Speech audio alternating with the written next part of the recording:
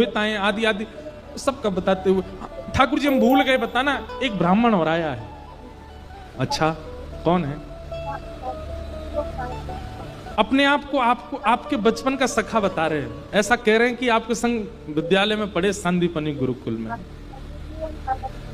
लेकिन ठाकुर जी तन की स्थिति तो बहुत दयनीय है उनकी, उनके वस्त्र ना जाने कितनी जगह से तो रफू हुए और तन पे हड्डी इतनी है कि उंगलियों पर गिन लिया जाए। बीच बीच में प्रशंसा भी करते हैं, लेकिन इन सब के बावजूद भी ललाट पर तेज तो बहुत है उस ब्राह्मण के, ऐसा लगता है कि त्रिकाल संध्या करता होगा। बहुत दूर से चल के आया, पैरों में छाले पड़ गए हैं और कह रहे हैं कि हमें मिलने का ऐसा कोई मन नहीं है, ठाकुर जी अगर अवकाश देंगे तो मिलेंगे, नहीं तो कहीं खिड़की से आपको देख करके जाने को राजी हैं। उन्होंने अपना नाम सुदामा बताया। सुदामा नाम सुनते ही ठाकुर जी स्तब्ध हो गए और ठाकुर जी को वो बात चुभ गई कि पहले राजाओं का परिचय दिया गया, पहले सबके बारे में बताया गया, सबके इतना महिमा मंडन किया गया और श्री सुदामा जी का नाम अंत में वो भी भूल गया था, याद आई तो बताने लगा, इस प्रकार से परिचय दे रहा है। ये क्या जानता है कि सुदामा मेरे लिए कौन है? भगवान बोले सुदामा आया द्वार पर। जी भगवान,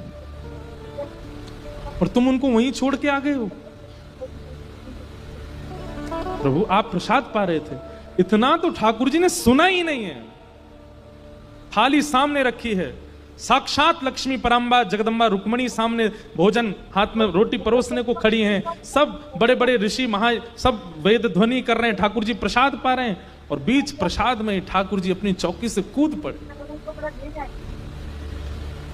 चाहते तो दंड देते, विलंब चाहते तो दंड देते, समझाते, बात करते, लेकिन ठाकुर जी को इतना सब्र कहां? सुदामा बाहर खड़ा है,